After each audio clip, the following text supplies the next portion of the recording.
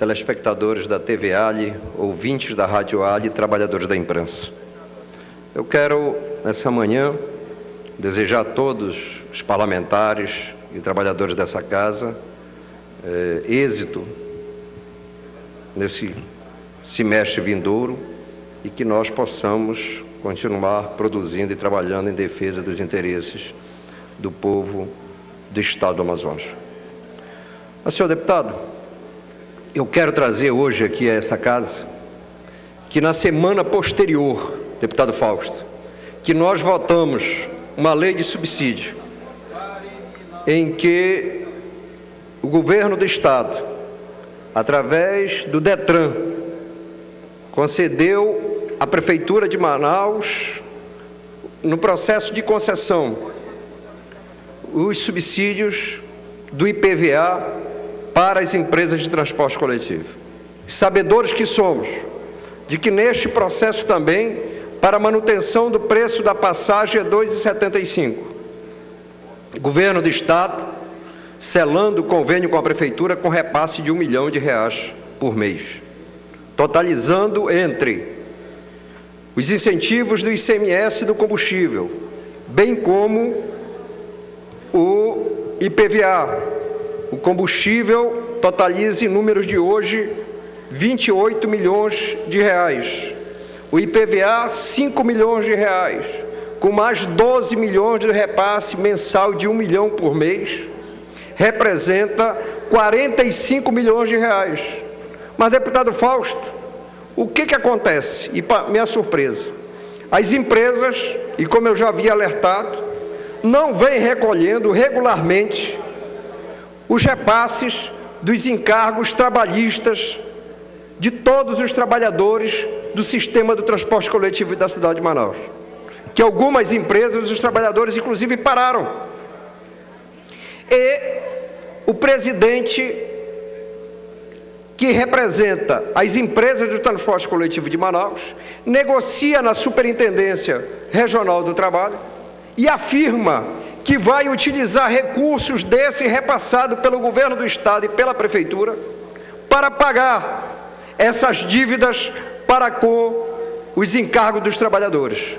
E aí, deputado Abdala, fica duas perguntas. A primeira, o preço da passagem do transporte coletivo na cidade de Manaus é um preço justo ou é um preço que está majorado de forma irreal para quem paga a passagem do transporte coletivo?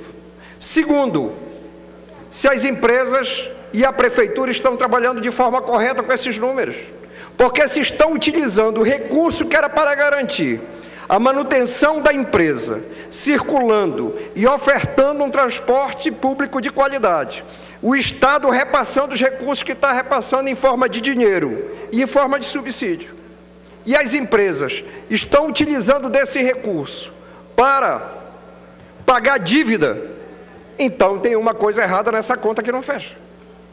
E é muito simples. Baseado nisso, estou encaminhando aqui, apresentando um projeto de lei, em que o governo do Estado só repasse recursos com a seguinte condição, de ter a certidão negativa, mas também que essa certidão negativa traga em que condição está os encargos trabalhistas. Por quê? Porque você pode fazer um parcelamento e ter a certidão negativa. Mas essa conta, eu entendo que a empresa municipal de transporte tem que apresentar a esta casa. E eu estou requerendo informação, estou apresentando um requerimento para que a SMTU ofereça a essa casa, porque senão nós podemos estar utilizando o recurso público do povo do Estado do Amazonas para estar engordando bolsos de empresários de transporte coletivo na cidade de Manaus. Porque senão, como é que o empresário, um dos maiores empresários do setor, do ramo de transporte coletivo, vem à imprensa afirmar que vai utilizar esse recurso para pagar dívida referente aos encargos trabalhistas? Eu quero aqui concluir minha fala ressaltando a mobilização dos trabalhadores no sul do estado do Amazonas, pertencente ao município de Canutama, que estão lá na estrada na BR-319, que fizeram há poucos dias uma interdição da estrada, para chamar a atenção de todos nós sobre os desafios que tem lá, desde o assentamento do INCRA, que se encontra naquela região, como os que estão fora do assentamento, que reclamam por assistência técnica, por uma política de crédito, por política social, de segurança, mas também da questão ambiental, para que a gente possa estar presente enquanto Estado, enquanto políticas públicas naquela região.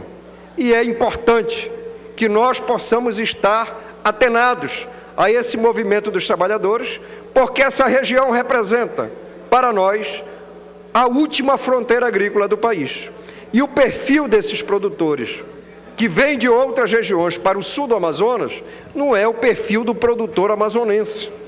Tem uma outra característica, um outro perfil, que nós já tivemos fatos, tanto na região do sul de Humaitá, quanto na região do município de Lábrea, problemas que foram destaque na mídia do nosso Estado e na mídia fora do nosso Estado. No mais, senhor presidente, eu só quero aqui, e vou abordar esse tema com maiores detalhes, é sobre a questão do IDH.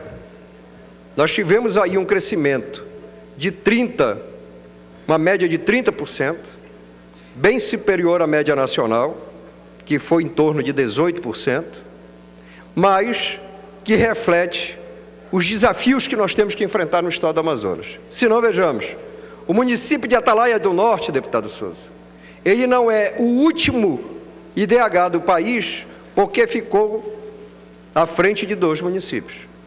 Então, fica claro a necessidade de nós termos políticas públicas voltadas para o interior do nosso estado, que aquilo que nós temos defendido na tribuna dessa casa, como uma política social mais justa para os povos indígenas, que tenha a garantia do acesso à educação, que nós possamos ter logística e infraestrutura, porque senão a gente não gera desenvolvimento, não gera qualidade de vida, não gera a oportunidade da atividade econômica, bem como dos desafios do ensino médio e do ensino superior, seja na área rural, seja nas áreas urbanas do município. Dito isso, senhor presidente, eu vou abordar este assunto com mais precisão para que a gente possa estar acompanhado e continuo defendendo um pacto pela educação envolvendo municípios, estados e a União. E para concluir, senhor presidente, nós tivemos aí um saldo de mais de 50 municípios que realizaram as conferências municipais de educação. E agora, no mês de agosto, nós vamos realizar a Conferência Estadual de Educação, bem como a estatuinte da nossa querida Universidade do Estado do Amazonas. Era o que eu tinha a dizer, meu muito obrigado e um bom dia a todos.